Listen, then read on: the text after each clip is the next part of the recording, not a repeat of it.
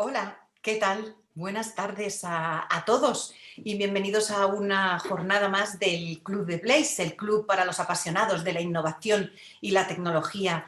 Y hoy pues me hace especial ilusión la jornada que tenemos por el día en el que estamos, por la temática, por la persona que viene, todo eso junto hace que la tarde de hoy sea especial para mí y para el club también. Eh, Hay muchos datos y muchas cifras. Bueno, tengo aquí una apuntada que había leído el otro día del Ministerio de Educación que nos da la siguiente cifra y es que en carreras de ingeniería, industria, construcción, el porcentaje de mujeres matriculadas aquí en España es del 28,5% y en informática tan solo el 12,9%.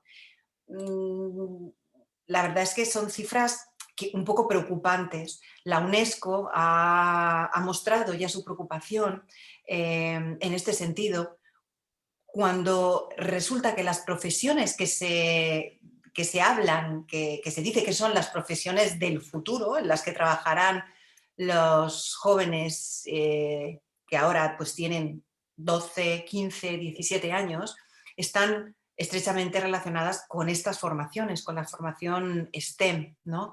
Eh, entonces, bueno, creemos que es importante trasladar el mensaje de que hay que apoyar, hay que incentivar, hay que dar visibilidad a estas carreras y a las mujeres que han hecho carrera y profesión en las relacionadas y en las llamadas STEM. Puede que este sea el comienzo de un ciclo nuevo, un ciclo en el que traigamos a distintas mujeres que nos inspiran y que son un claro ejemplo a seguir, porque se necesita tener referentes. Los referentes son fundamentales. Los niños crecen y se forjan y se forman en base a referentes. Por eso es importante que haya referentes, mujeres, que hayan desarrollado sus carreras habiendo estudiado estas carreras, ¿no? Estas profesiones, habiendo estudiado estas carreras. Hoy comienza y abre este ciclo a alguien que tiene una carrera brillante.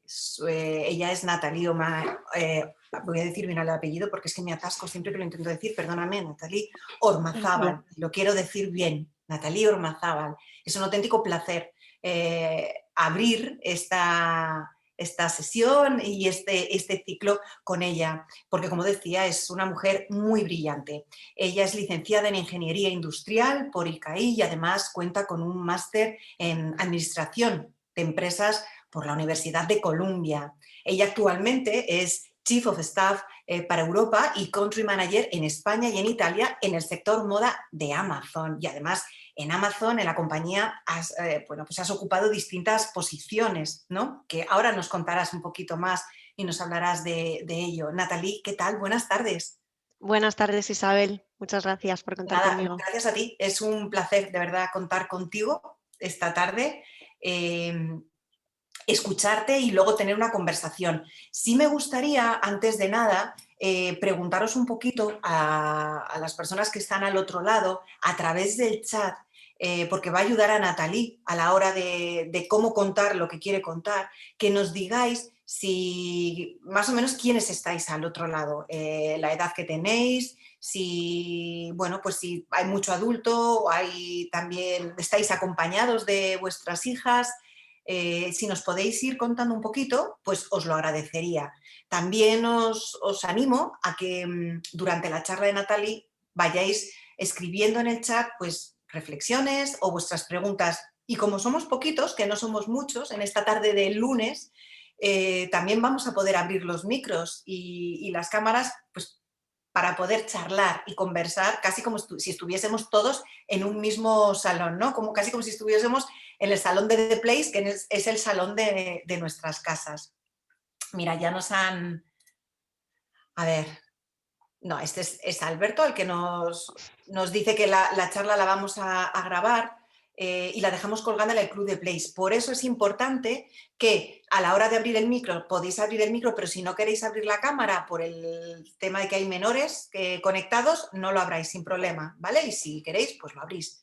Nosotros ya sabéis que luego estas charlas las subimos siempre al Club de Plays, pues porque hay mucha gente que no puede verlas en directo. Y hoy, pues claro, es un día especial. De hecho, mi hija tiene exámenes y la pobre mañana tiene 2, la tengo estudiando en el cuarto y no lo va a poder ver en directo, pero lo verá mañana. Así que ahí se queda la charla, que merece mucho la pena verla. Ahora, yo estoy con mi hija de 10 años. Jonathan también está con 2 niñas. Vale, pues yo creo que casi todos los adultos van a estar acompañados, Natalie, para que te hagas una Fenomenal. idea. Así que, sin más, yo doy paso a Natalie y luego seguimos conversando, cuando quieras. Muy bien, bueno, pues muchas gracias. En primer lugar, agradecer a The Place por contar conmigo para esta charla. Un honor y un placer que contéis conmigo. Me hace especial ilusión tratar este tema tan importante, el papel de la mujer en la ciencia y la tecnología, ya que es un tema que yo he vivido muy de cerca y que me parece muy importante abordar y solucionar, y más en un día tan especial como hoy, ¿no? Que es el Día Internacional de la Mujer.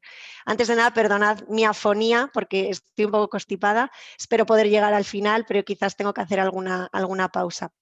Porque este es un tema muy importante. Como tú bien has comentado, Isabel, tenemos baja representación desde hace muchísimos años en las disciplinas STEM, ¿no? Tú ya lo has descrito: ciencia, tecnología, ingeniería y matemáticas. Es una realidad bien conocida y yo os voy a contar un poquito qué cosas he vivido en mi carrera profesional y qué cosas he observado desde mi punto de vista personal, ¿no? Para cuáles pueden ser las razones y cuáles pueden ser las soluciones para abordar este tema.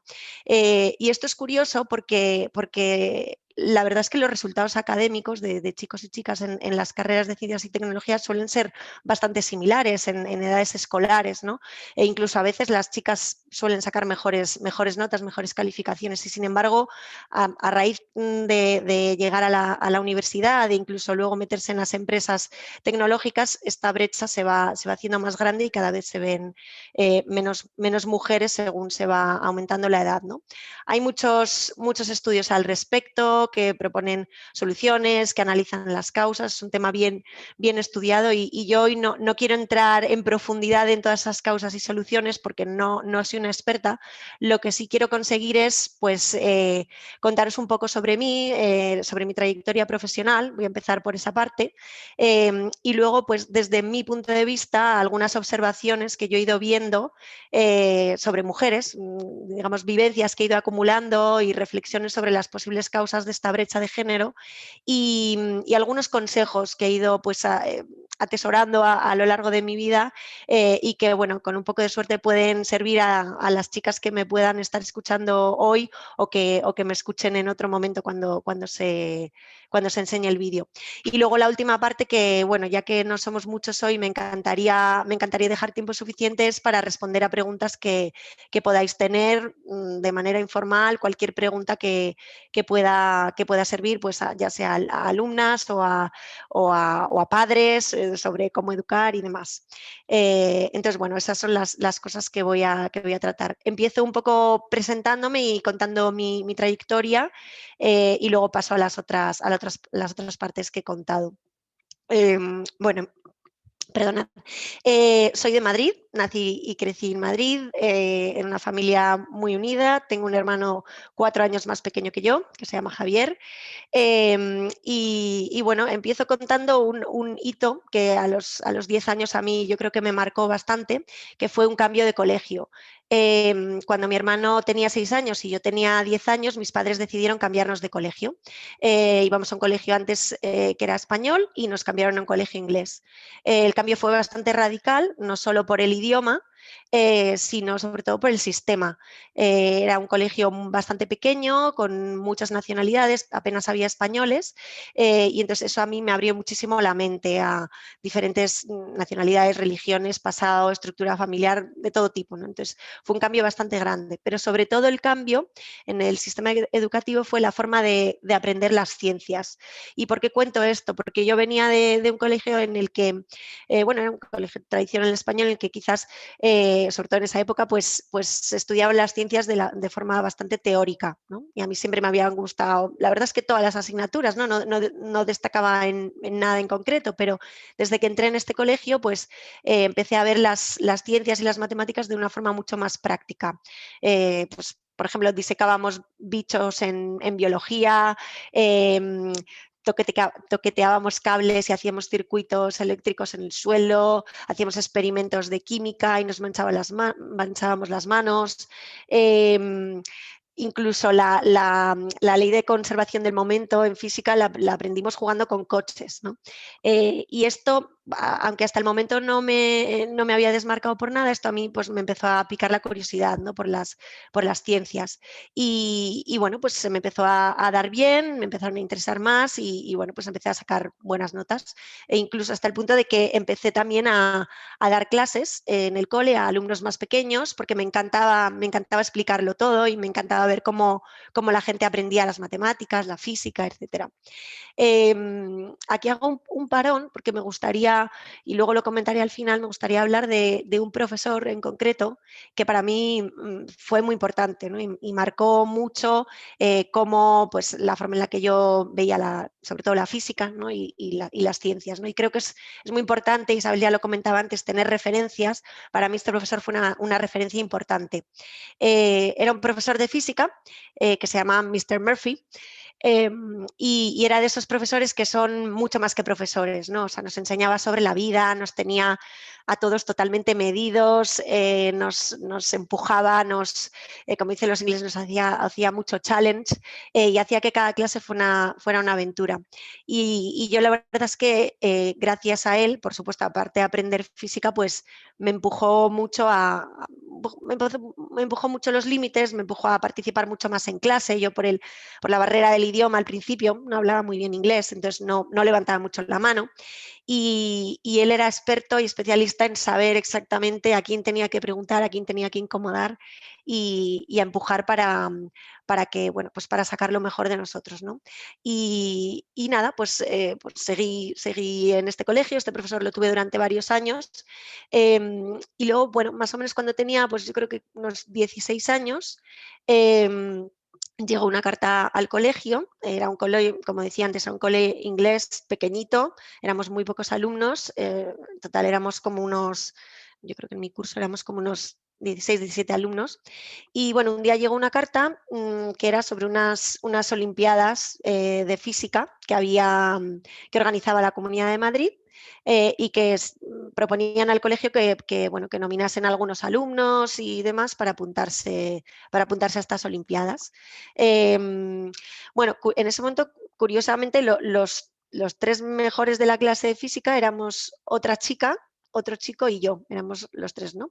Y de primeras no nos presentamos ni la otra chica ni yo. Y el profesor nos empujó a las dos chicas a apuntarnos y nos tuvo que convencer. Dijo, venga, apuntaros y tal, que esto no perdéis nada y tal. Y luego os cuento por qué os cuento esta pequeña anécdota, ¿no? Porque creo que las chicas a veces no solemos ser las primeras en levantar la mano para este tipo de cosas, ¿no? Bueno, al final el caso es que nos apuntamos tres, la otra chica nos apuntó, me apunté yo y otros dos chicos. Y nada, me apunté a la sesión de Madrid y nada, me califiqué para la sesión de España. Creo que éramos en total pues 15 alumnos de Madrid que pasamos a lo que llamaban la final de física y de ahí nos fuimos a Cuenca al cabo de 2 meses, era como final nacional, en la que había pues unos 150 alumnos de toda España que se habían apuntado a diferentes coles de toda España para una competición nacional de física. Ahí la verdad es que yo no tenía mucha idea de a lo que iba, pero bueno, dije, bueno, pues ya me han calificado, voy a ver qué pasa. Y nada, pues me pasé un fin de semana en Cuenca sin saber muy bien lo que me iba a encontrar, ¿no? Y ahí la verdad es que fue una de las primeras veces en las que fui consciente de esta brecha de género, ¿no? Que existe en el ámbito de las ciencias y matemáticas, porque para empezar, de los 150 alumnos, o sea, no sabría decir el porcentaje exacto, pero más del 70% eran chicos. Eh, Dato sorprendente, ¿no? Porque en el cole realmente, pues al final deberían ser más o menos 50-50 y en general, como os decía, yo creo que las chicas en términos de notas estábamos a la par también en ese momento o incluso mejor, ¿no? Y luego otra cosa que me sorprendió es que en el jurado de los que decidían, ¿no? cuáles éramos los que habíamos hecho los mejores exámenes, los mejores experimentos, de unas 12 o 15 personas había solo una mujer, ¿no? Eran todos catedráticos de física, matemáticas y demás. Bueno, el caso es que hice la competición, hice durante un fin de semana entero exámenes de física bastante interesantes, bastante difíciles.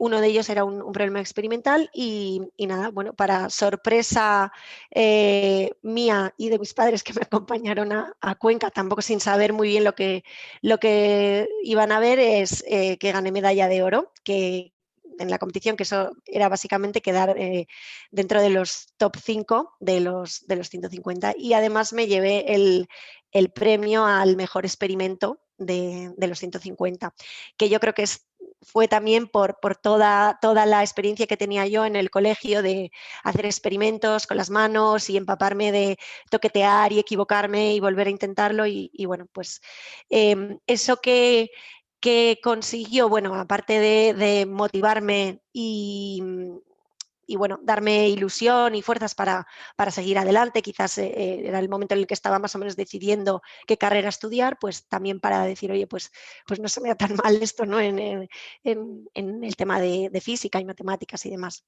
Luego llegó el momento de elegir carrera.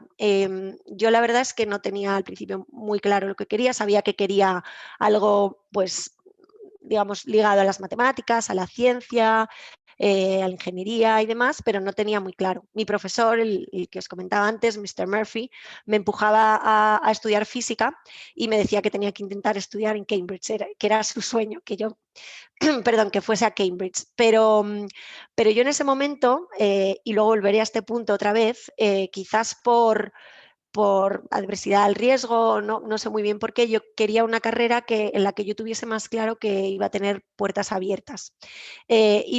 Y me daba miedo y estudiar físicas porque no sabía a qué me iba a dedicar luego. Entonces, bueno, pues estudié analicé varias opciones y al final me decidí por estudiar ingeniería industrial porque, bueno, tenía alto componente de matemáticas y físicas, pero bueno, creo que tenía en ese momento, yo por lo menos así lo percibía, las salidas más claras y así me decanté por ingeniería industrial en ICAI.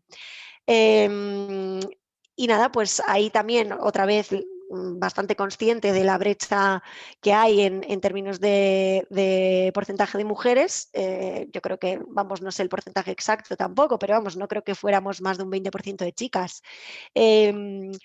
Luego, curioso que al final, al salir de la carrera, de las mejores notas por nota media, digamos, de los top 20, más de la mitad éramos chicas, o sea que no nos fue tan mal.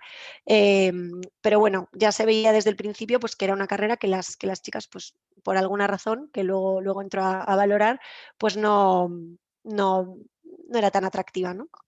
Y luego cuando ya me metí en la rama mecánica, porque se podía elegir entre eléctrica, mecánica, industrial y demás, pues dentro de la rama mecánica éramos 3 chicas de 50 que nos metimos. De hecho, un profesor de mecánica de fluidos nos decía, las pequeñas jóvenes que se sienten en primera fila, por favor, que si no se me pierden por ahí. Y nos hacía sentarnos en la primera fila. Y nada, de hecho ahora mis mejores amigas de hoy son amigas de la carrera. Entonces nada, bueno, hice los 5 años de carrera de ingeniería industrial con un año de intercambio en Suiza, en Lausanne, en la Escuela Politécnica de Lausanne. Y entre medias, en mitad de la carrera, también participé en otra olimpiada. Esta vez fue de matemáticas. Me lo propuso un profesor de álgebra que tenía en ese momento. Me dijo, oye, tú ya has participado en otra olimpiada, se te da bien álgebra, cálculo y demás, ¿por qué no presentamos a varios estudiantes, entre ellos a ti, para unas olimpiadas, que eran unas olimpiadas mundiales en Bulgaria, que eran a lo largo de una semana entera, pagado por ICAI. Y nada, fuimos 5 alumnos, otras 2 chicas mellizas, que eran unas fuera de serie, otros 2 chicos y yo, de ICAI. Y luego, pues en total seríamos como, no sé, como unas 300 alumnos de todo el mundo, ¿no?, que participábamos en esto. Aquí sí que, vamos, he de decir que me pareció un auténtico, vamos, escándalo, por no decir otra cosa, la falta de mujeres que había, ¿no? O sea, sobre todo había rusos, chinos y algunos americanos, algunos europeos, y es que había equipos de países que es que no llevaban ni una sola chica, ¿no?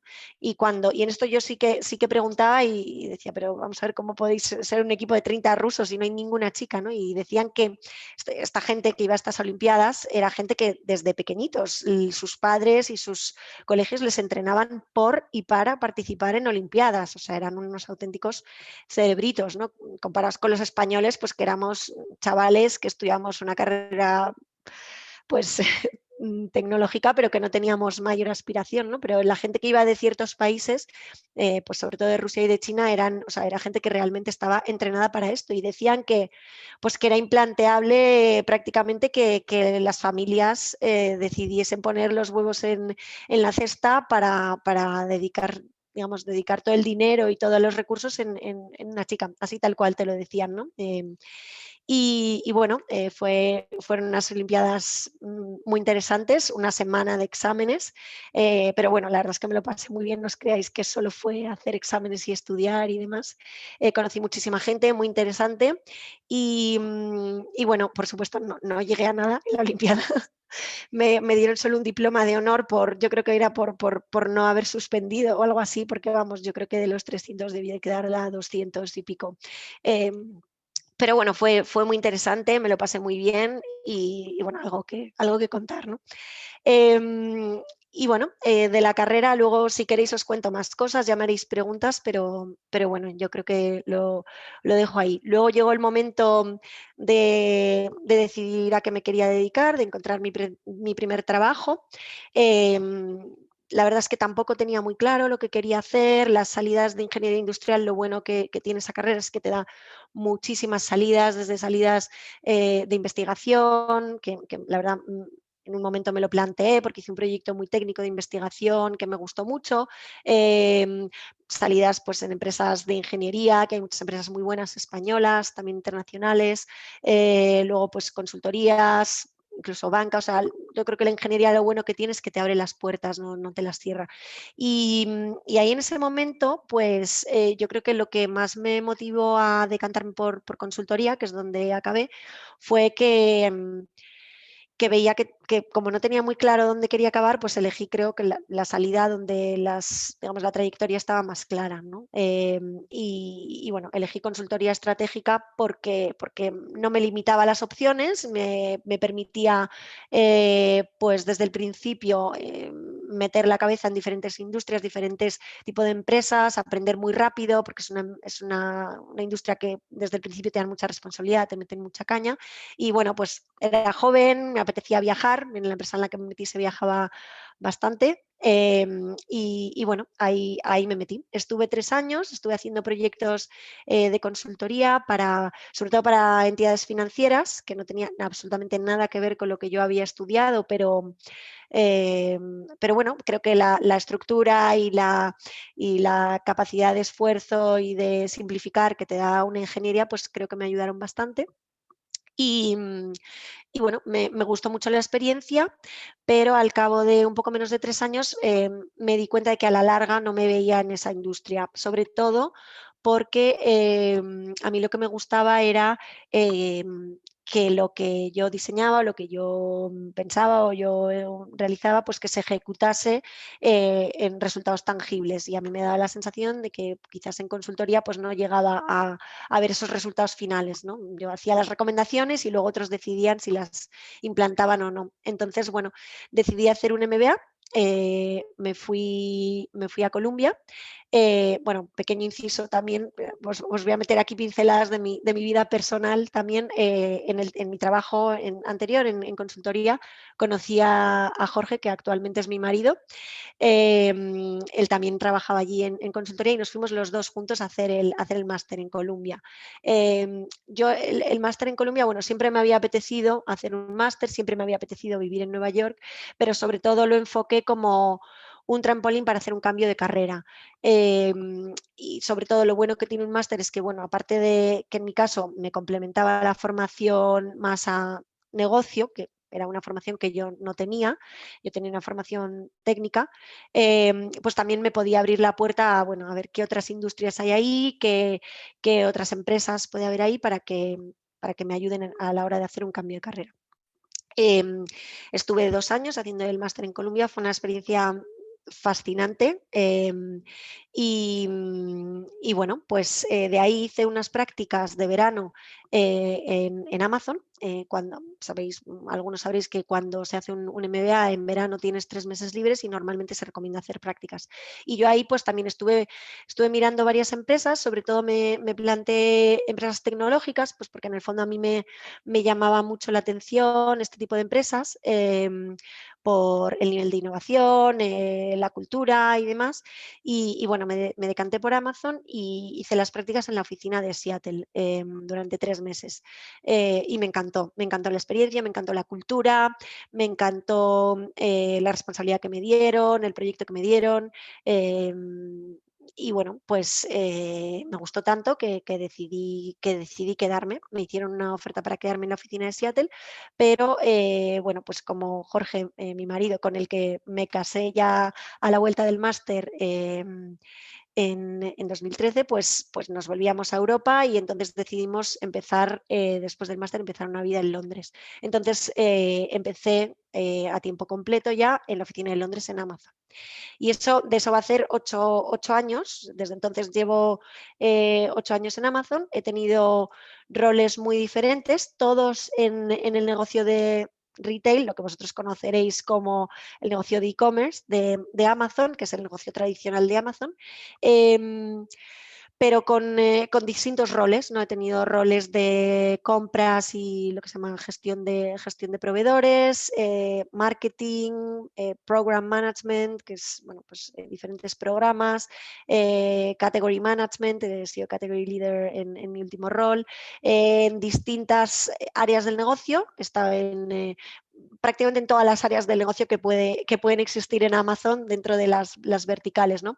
Pero como hilo conductor a mi carrera siempre he estado en negocios bastante inestables que había que escalar y reinventar, que en realidad es lo que siempre me ha divertido.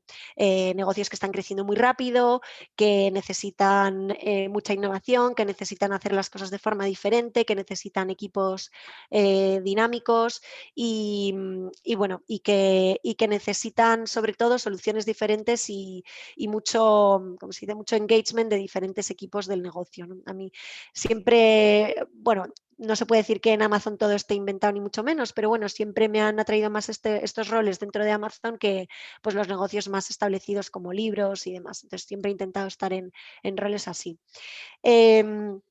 Y nada, estuve, como os decía, empecé en Amazon en Londres, ahí estuve 4 años haciendo diferentes roles y después me volví a España con Amazon. Antes de volverme a España tuve mi primer hijo allí en Londres, Jaime, y bueno, entre otras razones nos volvimos a España por eso, por empezar una vida pues más cerca de la familia y bueno, siempre sabíamos que España era nuestro sitio para volver, pero bueno, eso quizás el tener un hijo lo aceleró. Hago otro pequeño inciso aquí. A la hora de volverme a España, mi marido se volvió antes, bueno, pues por su carrera profesional, pues encontré un trabajo en España, yo me quedé en Londres hasta encontrar pues un rol que me encajase dentro de Amazon. Yo quería quedarme dentro de Amazon, pero no me quería volver a cualquier rol. Creo que fue un acierto, aunque fue duro, muy duro, estar varios meses separados con un bebé, viajando los fines de semana. Creo que fue una decisión en ese momento bastante dura, pero a la larga pues creo que acertada, porque me permitió elegir y me permitió también dar un salto al volver a España, un salto de categoría, ¿no? Y hago un inciso y luego os cuento por qué, porque aquí me entrevisté, llevaba prácticamente 6 meses buscando un rol. En España no había muchos roles, era un negocio que en ese momento, bueno, esto fue van a hacer casi 4 años, el negocio, pues hombre, no era una oficina pequeña, pero mucho más pequeña que la de Londres, no había tantos roles, y salió un rol para llevar las categorías de gran consumo en España y en Italia. Era un rol que bueno, a mí se me quedaba un poco grande, ¿no? Y cuando me enteré de este rol, mi jefe de Londres me dijo: Tienes que intentarlo, tienes que aplicar. Y yo, bueno, no lo voy a conseguir ni de broma, ayúdame, tal. Bueno, el caso es que me ayudó él a prepararme las entrevistas. Hice las entrevistas y bueno, luego me enteré que se habían presentado pues otras 10, 11 personas, ¿no? Todos chicos. Y mi jefe fue parte de, digamos, la reunión en la que se decidió a quién le daban el rol. Y yo salí de las entrevistas pensando, bueno, yo no me he vendido mejor en mi vida, o sea, no he podido echarme más flores. Y el feedback que me dio mi jefe fue: o sea, te has vendido fatal, no has contado nada de lo que has hecho en los últimos 3 meses, has atribuido el mérito de este proyecto al equipo y no a ti. En fin, que eso creo que es un aprendizaje también que he ido teniendo a lo largo de mi carrera, que es aprender a venderse mejor, y creo que es algo que en general todas las mujeres debemos aprender a hacer un poquito mejor. Y bueno, y desde entonces, desde que me he venido a España, he tenido, digamos, otros 2 roles. He cambiado de categorías dentro del negocio de consumo que llevaba, siempre llevando Italia y España, expandiendo pues las responsabilidades en términos de equipo y en términos de categorías. Y he tenido otros 2 niños. Ahora tengo 3 niños en total. Jaime, que va a cumplir 5 años, casi la que va a cumplir 3, y Lucía, que tiene 10 meses. Luego, si queréis, si alguna os interesa, os cuento un poco también cómo conciliar o intentar conciliar vida profesional con vida personal. Y bueno, esa es mi trayectoria. Yo soy consciente de que estoy en una empresa que no es muy representativa de la empresa media española en su forma de operar y en la cultura, porque yo he tenido la suerte de que Amazon es una empresa que da igualdad de oportunidades a hombres y a mujeres, y hay una conciencia extrema a la hora de empoderar a que las mujeres tomemos posiciones de liderazgo, proyectos relevantes y demás. De hecho, para bien o para mal, lo que yo he visto en Amazon es que cuando eres bueno es que no se espera que levantes la mano. O sea, yo no he sido mucho de levantar la mano, es que directamente te caen las oportunidades, casi como que te obligan y te las meten con calzador.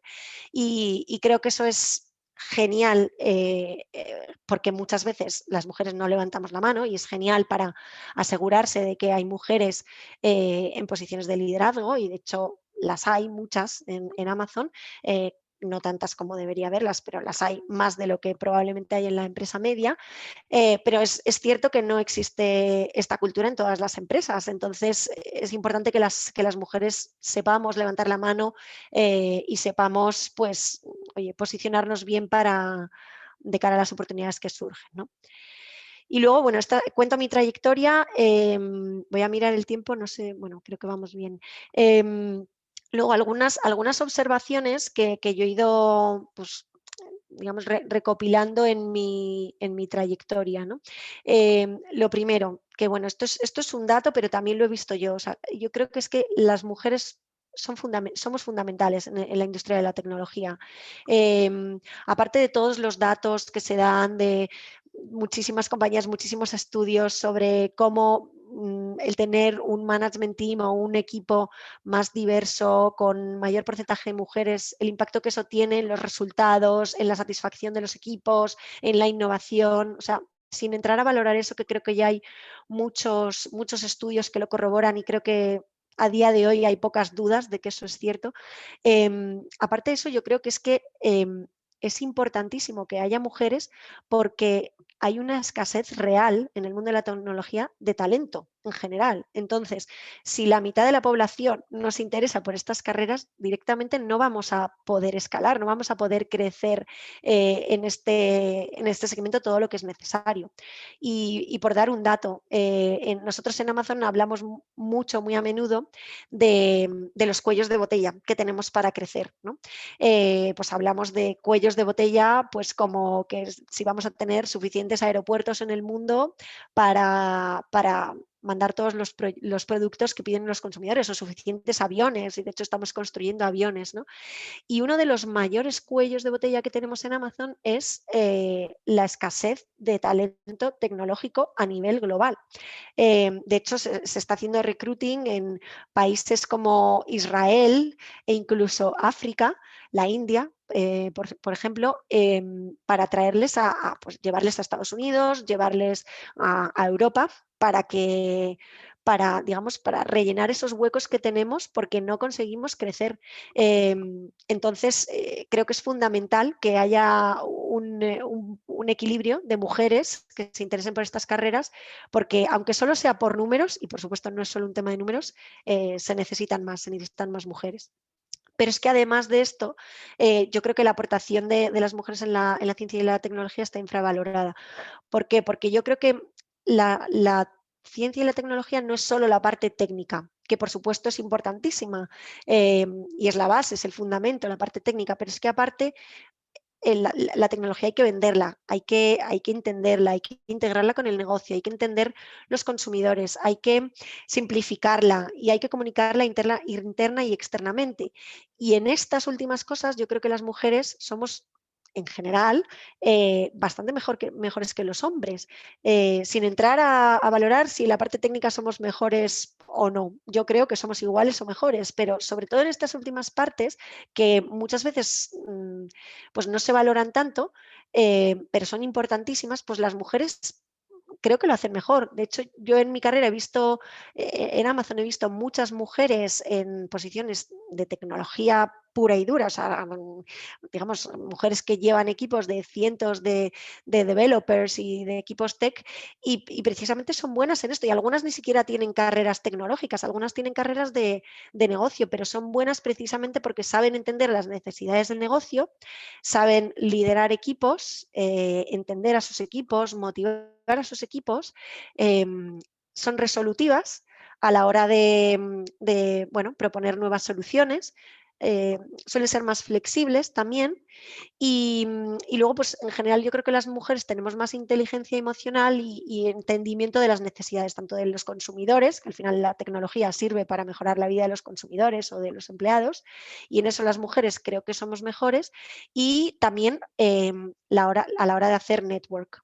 Interno y externo, que también es importante en tecnología, porque al final una tecnología, un desarrollo tecnológico, una solución no se lanza sola, hay que integrarla con el negocio y creo que en esto las mujeres podemos aportar muchísimo. Y sin embargo, el problema existe a día de hoy, ¿no? Y yo no creo que es difícil segmentar el problema en cuáles son las razones de por qué al final si las mujeres en el colegio sacamos más o menos igual de notas o incluso mejores en disciplinas más técnicas y por qué luego en la carrera se ven menos mujeres o por qué luego en empresas tecnológicas se ven menos mujeres.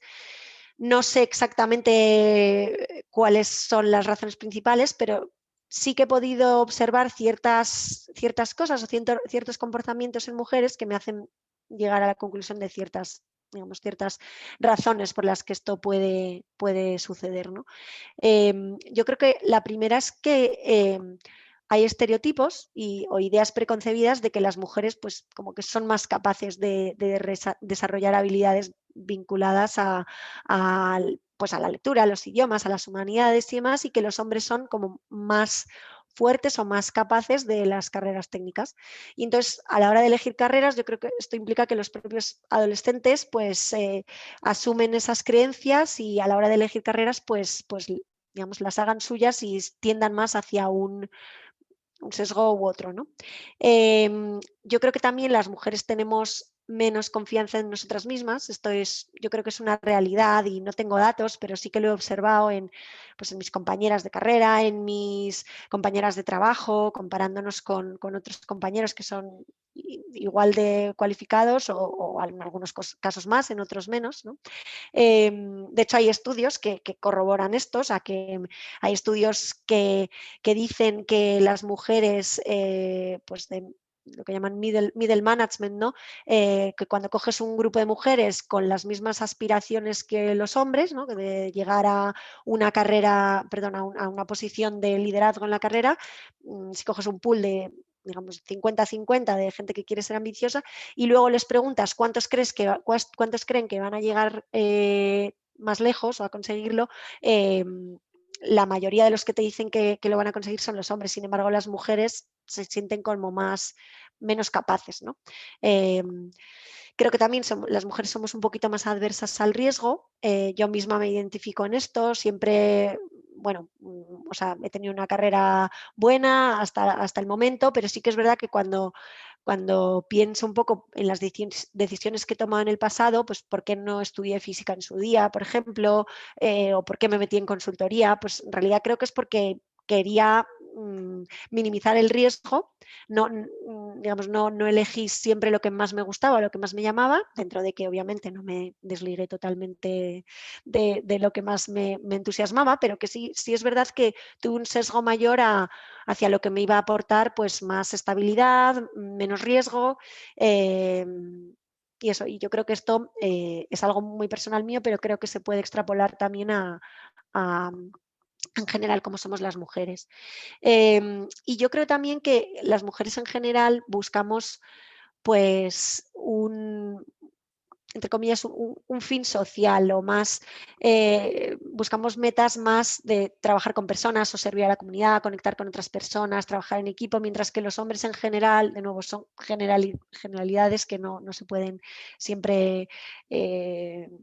Digamos, no me malinterpretéis, pero creo que es verdad que los hombres buscan más las metas pues, instrumentales, económicas, digamos, de estatus social, y en general las mujeres buscamos más las metas con un fin social, ¿no? De hecho, una excepción a las carreras tecnológicas o más técnicas y demás es la medicina, ¿no? La medicina, por lo menos en España, tiene mayor porcentaje de mujeres y sin embargo se puede considerar también una carrera, vamos, es una carrera STEM, es una carrera bastante compleja, bastante técnica, nada fácil y sin embargo hay más mujeres. ¿Por qué? Pues yo creo que porque pues en general como es una carrera en la que sí está clarísimo el fin social, el fin de ayudar a los demás, creo que hay más mujeres que se sienten atraídas por este tipo de carreras. Y sin embargo, creo que la tecnología también tiene un fin social importantísimo. Lo que pasa es que se vende peor.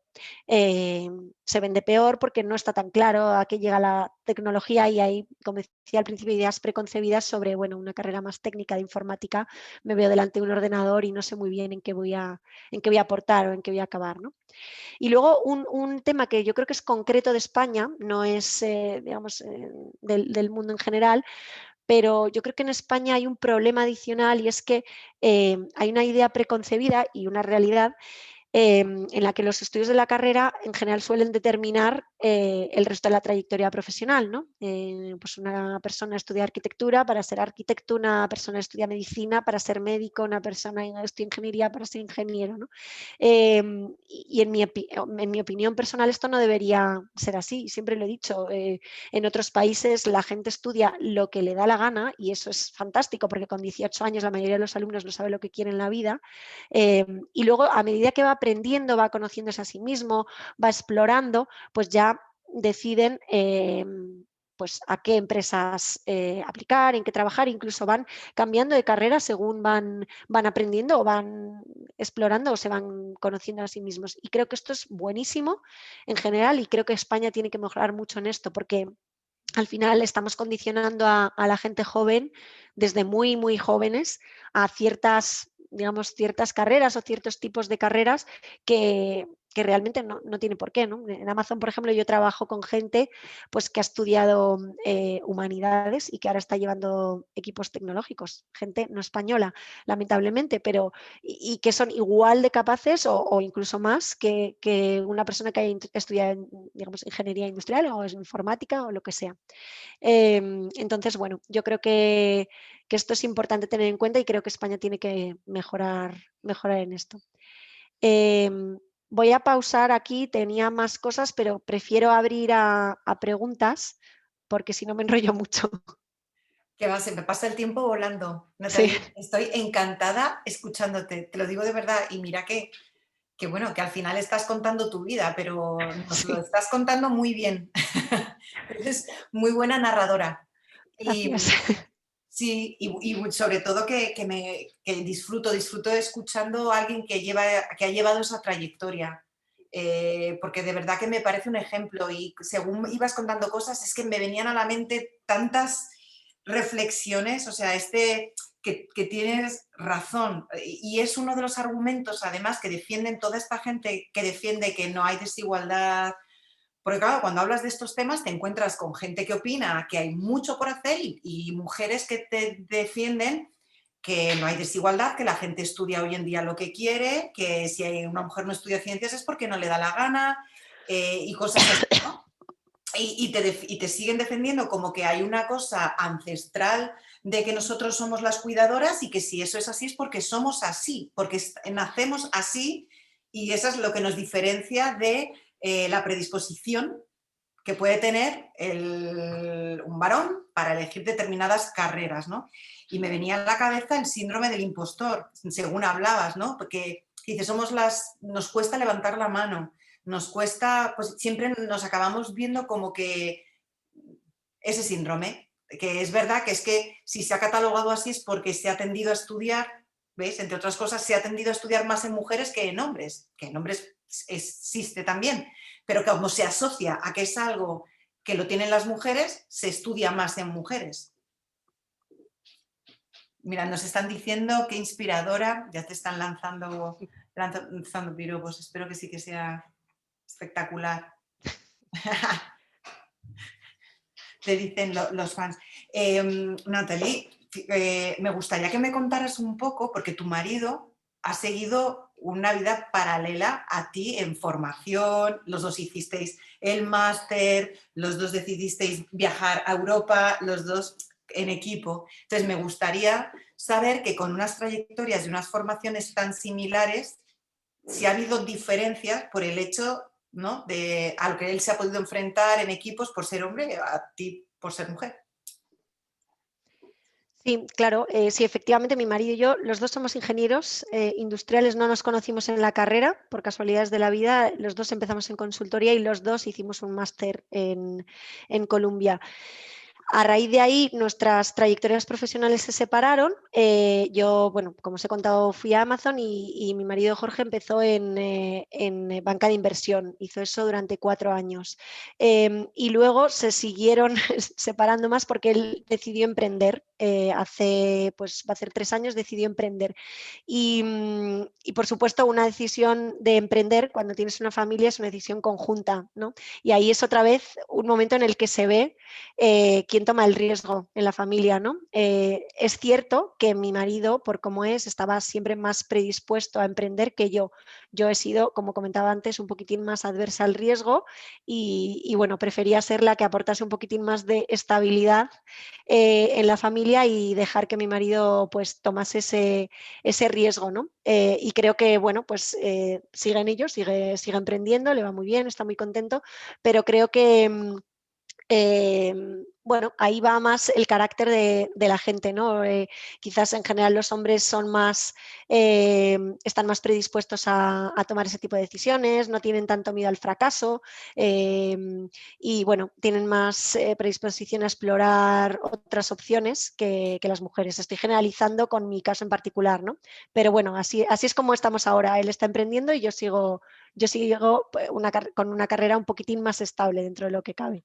¿Ves? Esto que decías de que quizá a nosotras nos da más miedo el riesgo, al final no deja de ser algo absolutamente social e impuesto. Esto es algo que nos queda de toda la educación de siglos. Es decir, no tiene por qué haber nada que a nosotras nos predisponga biológicamente para tener más miedo al riesgo. Es simplemente el resultado de siglos de mensajes que nos han ido llegando y que nos han ido limitando. Entonces, todavía, a día de hoy, pese a que tenemos las mismas oportunidades, porque hoy en día cualquier mujer que diga quiero estudiar esto va a poder estudiarlo, al menos en este país, y si no lo hacemos es precisamente por ese lastre. Sí. Que tú me estás diciendo, es decir, muchas veces lo verbalizamos en alto y no nos somos conscientes de decir, anda, lo que estoy diciendo, ¿no? Acabo yo cayendo en mis propios, lo que no quiero, en lo que Lo que estoy no diciendo quiero. que hay que romper, acabo yo cayendo en ello.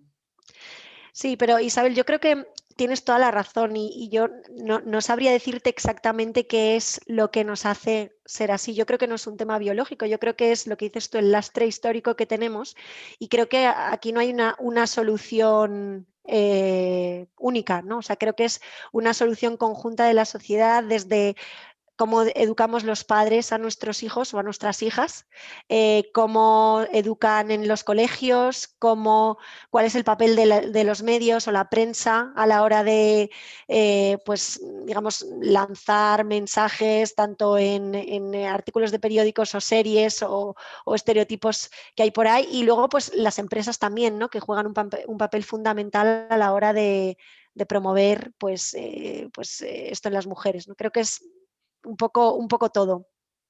Son Creo que muchos, son muchos espacios donde hay que cambiar las cosas desde el hogar. Es decir, no se puede trabajar solamente en un espacio, hay que trabajar en todos. Desde el propio hogar, desde los colegios y luego el mundo laboral, que es otra, ¿no? No sé si tú ya nos empiezan a preguntar cosas, ahora te las sí, traslado, pero ya yo termino mi parte de preguntar, que estaría aquí hablando sí, contigo horas. Tienes niños y una de las cosas que más llama la atención precisamente es este sesgo que se genera, bueno, que es que se ve hasta en los libros de texto, que hay cosas que llaman muchísimo la atención, ¿no? Como que directamente no hay referentes, no aparece ni un solo referente o cosas que se dan por hecho entre los propios niños y alumnos, que parece que no, pero sigue estando desde muy chiquititos. sí. Mira, nos dice, a ver, voy a empezar a hacerte preguntitas. Aida te pregunta, aunque no te hayas enfocado en investigación, ¿puedes contar qué tipo de proyectos de investigación hay en ingeniería? Porque estuviste a punto de planteártelo y es verdad que así a priori, a no ser científico, sino que es más técnico, cuesta pensar qué proyectos hay, pero a lo mejor a las niñas que nos están escuchando les despiertas, les abres ahí una vía interesante. Sí, bueno, yo hace mucho tiempo que no estoy en la universidad, pero bueno, yo creo que hay proyectos infinitos y hay proyectos, igual de proyectos que ideas. Puedo hablar de los que yo veía en su día en ICAI, pero creo que esto es una parte muy pequeña y poco representativa de lo que hay ahí, no solo en universidades, sino también promovidos por empresas, ¿no? Pues, por ejemplo, el proyecto que yo hice de carrera era sobre mecánica de fluidos y cómo usar, no me voy a meter en temas técnicos, pero bueno, cómo usar los algoritmos genéticos, un modelo matemático para predecir cómo se iban a mover fluidos por tuberías, pues importantes en sistemas de transporte y demás.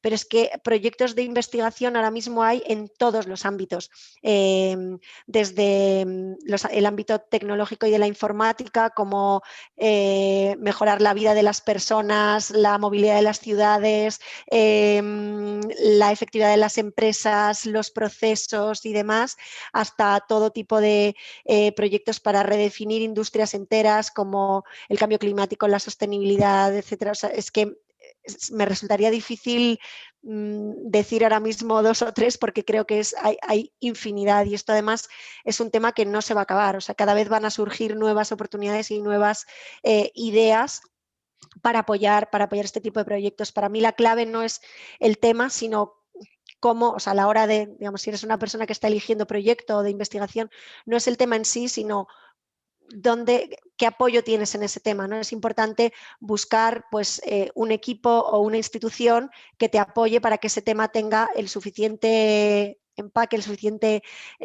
potencial de venderse, digamos, para que sea fructífero en el futuro. Es decir, si tú vas a hacer un proyecto en una universidad que no es experta en ese tema y que luego no va a haber una empresa que te apoye, pues probablemente los resultados que saques sean un poquito pues, más limitados.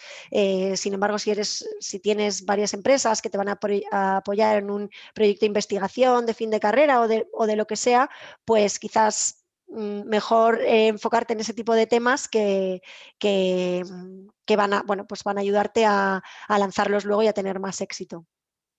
Mira, Natalie, Beatriz Ferreira, que se ha tenido que ir, ¿Sí? pero te da la enhorabuena porque ha sido súper interesante, pero que ella te quiere hacer un par de preguntas porque luego cuando lo vean diferido verás qué le has contestado. Entonces dice, quería pedirte algún consejo sobre dos temas que has comentado. Uno, cómo vendernos mejor y saber poner en valor lo que hacemos. Y dos, cómo consigues conciliar un trabajo de gran responsabilidad, como es el que tienes, muy demandante además de horas y de esfuerzo, con tu vida personal y familiar. Vale, pues a ver, el primero, no soy para nada la mejor persona para contestar a esta pregunta porque yo creo que no me he sabido vender muy bien. Cosas que yo diría, una cosa que he aprendido desde el principio es no pedir permiso ni pedir perdón tantas veces. Creo que las mujeres somos más cautelosas y nos ponemos límites a nosotras mismas a la hora de elegir proyectos, a la hora de vendernos, a la hora de intentar gustar a todo el mundo, pero que al final lo que hace es que, pues, digamos, nos menospreciemos nuestro trabajo. Cosas que a mí me han ido bien a la hora de venderme es puede que suene muy sencillo, pero al final es que otros hablen de ti.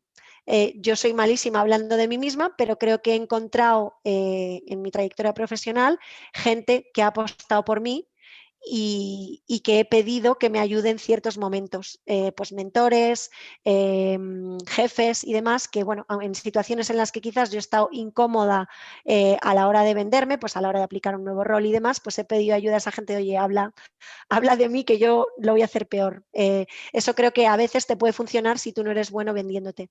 Y luego, aparte, a la hora, hay veces que te toca venderte a ti y es simplemente pues saber que eres igual o mejor que cualquier hombre. Y para esto hay un libro que es muy bueno, que es de Sheryl Sandberg, que se llama Lean In, que explica cómo las mujeres se pueden vender mucho mejor y cómo en una reunión o en una ponencia o en una circunstancia en la que pues, tienes que interactuar con otra gente, pues puedes vender tu idea, no es solo venderte a ti mismo, es vender tu idea, vender tu proyecto de forma mucho más eficiente. Y lo que explica es simplemente autoconfianza, luego reglas básicas como pues, digamos, mirar a la cara, buscar alianzas previamente a reuniones, que te apoyen en las reuniones y demás. Son técnicas muy básicas, pero que bueno, creo que te pueden funcionar bastante bien. Y luego la segunda pregunta, ¿cómo consigo conciliar? Bueno, pues no es fácil, estoy en ello. Ahora tengo un rol nuevo desde hace 2 meses, que la verdad me cuesta, y yo creo que las claves son bueno, primero buscar una buena red de apoyo, pues en tu estructura familiar. A mí mis padres me ayudan bastante, tengo una persona que me ayuda por las tardes también para cuidar a los niños. Y luego, pues poner límites también a tu trabajo, sobre todo en empresas en las que no tienes un horario. Como Amazon, yo no tengo horario, yo tengo que dar resultados, pues ponerte tus propios límites y dejarlos muy claros con la gente que trabaja contigo para pues dejar de trabajar a unas horas razonables y estar con tu familia.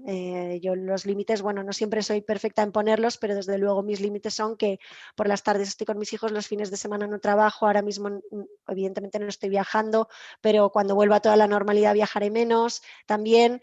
Y bueno, creo que siendo muy clara con los límites y haciendo el trabajo bien y dando resultados, pues te funciona. Muy bien. José hace referencia al error que has comentado antes de la presión que se tiene por elegir una carrera cuando luego no sabes en lo que vas a trabajar, que no es esta carrera, ¿no? Y voy a tener un trabajo estrechamente relacionado con esos estudios. De hecho, creo que conozco a 3 personas de mi entorno y el resto no es así. Entonces, José te pregunta que con esta experiencia y este cambio, tu cambio educativo, ¿no? Con 10 años, con perspectiva, ¿qué errores ves en la educación española? Bueno, yo creo que ya más o menos lo he comentado de pasada al principio. Yo creo que la educación española tiene cosas muy buenas, pero creo que una de las cosas que tiene que mejorar es en la parte práctica, ¿no? Creo que ha mejorado de todas formas de cuando yo estaba en el colegio a ahora, pero por lo menos cuando yo estaba en el colegio todo se estudiaba más de memoria, sin sentido y sin buscar, digamos, la creatividad o la practicidad de cada cosa y sobre todo yo creo que a la hora de